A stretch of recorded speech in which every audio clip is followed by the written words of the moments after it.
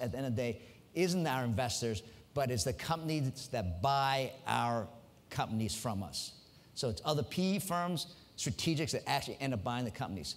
So when we talk to companies that want us to invest in them, one of the things I want to know is, do you know who our clients are? Do you know what our end game is? Have you talked to strategics?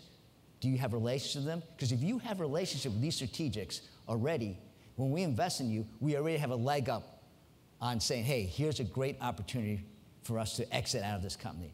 So a lot of these companies that we, at least in the Peacock Equity Fund, invested in, had either a direct relationship with NBC Universal, because we're thinking of them as an exit strategy, or that they had an opportunity to engage in NBC Universal, so they were a potential exit. Now, at the end of the day, Big Point didn't get bought by NBC Universal, but that was one of our thinking. Well, if it doesn't get bought by NBC Universal, someone else might buy it. We were thinking NBC Universal might invest in the gaming space in 4 or 5 years. Well, in 2 years' time, someone beat us to the punch, or beat NBC to the punch. But that was okay. We made 6X on it. It was great.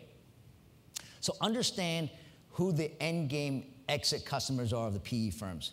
And to see around corners we talked about, and also to diversify the supplier, product, and geographic dependency. A couple of companies, Netflix, you always weren't concerned about them, is that if they don't get fresh content from these people, are they going to be able to sustain their business model? Do they actually control their supply? That is a concern. That's a question I would ask of anybody. If you only have a dependency on these 2 or 3 content providers and they go away or they decide not to play ball with you, are you still successful? Zynga, it was a great company, but it was dependent on Facebook. Big Point wasn't dependent on Facebook. What if Facebook all of a sudden charges 40 or 50% of the profits?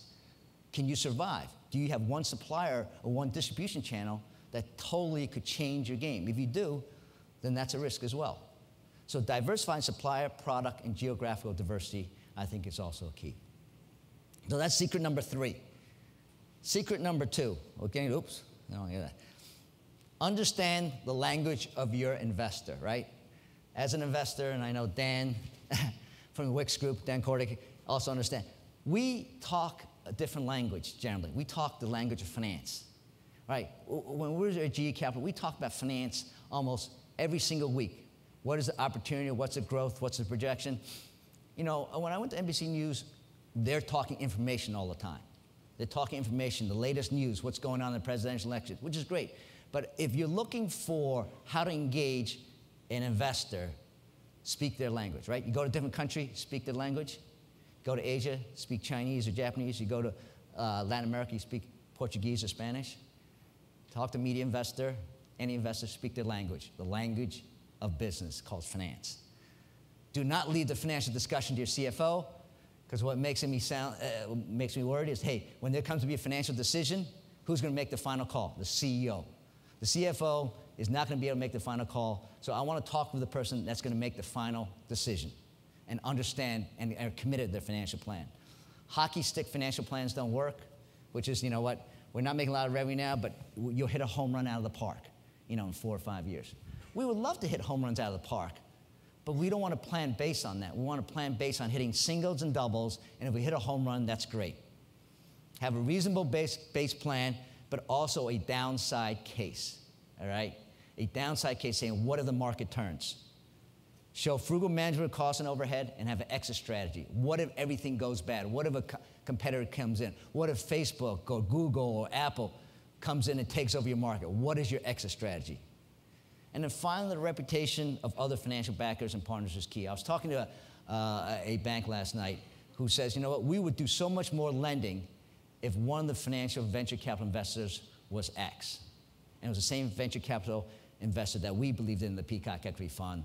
So knowing who you're associated with, who your friends are, who your financial backers are, makes a big difference of you getting other people to invest in your company as well. Okay, and then finally, the number 1 secret, what do investors invest in? Right. The number 1 secret is investors invest in people. We will not invest in people we do not have chemistry with. I will not have the Peacock Equity Fund, when I was running it, invest in any company that I did not have a personal relationship and felt comfortable with the CEO and the senior management team. So spend more time developing the chemistry. Do your homework ahead of time about the investors. Don't go in there and spend 95% of your time talking about your company and then ask 2 questions. So tell me again about your venture capital fund. What do you guys do? What do you invest in? That's not the chemistry you want to build. The chemistry you want to build is you want to know and feel good and understand the venture capital PE firm you're going to be dealing with ahead of time. So the process is engage them in a dialogue. It's a partnership. It's a partnership. It's not a sales call going on. It's a partnership call to say, hey, are we comfortable being partners with each other? Because we're going to work at it together in the end of the day.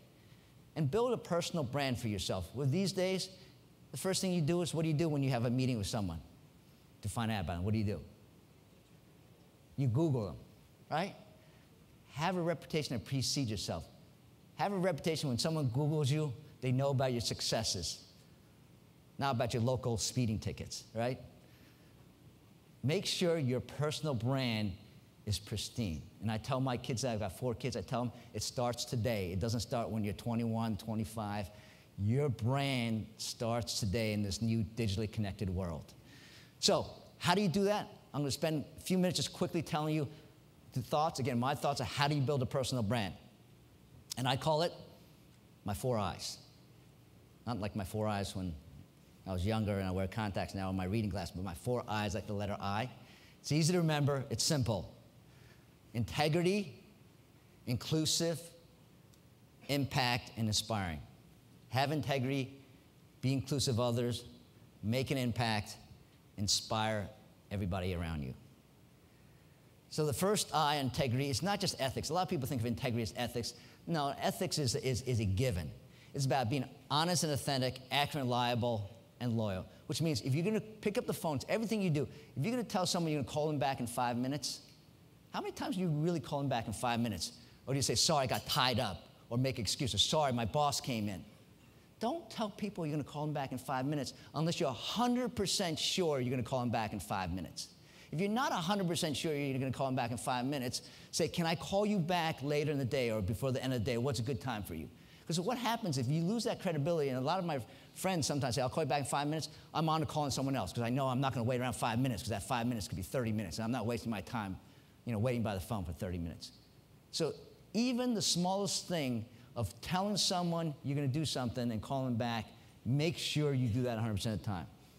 And at the end of the day, think about loyalty. I think it's underestimated. A lot of people think that if they're smart, hardworking, talented, creative, they'll get hired, they'll get investors invest in them. And then you look around the world, everybody hires people that are loyal to them. That's the #1 criteria.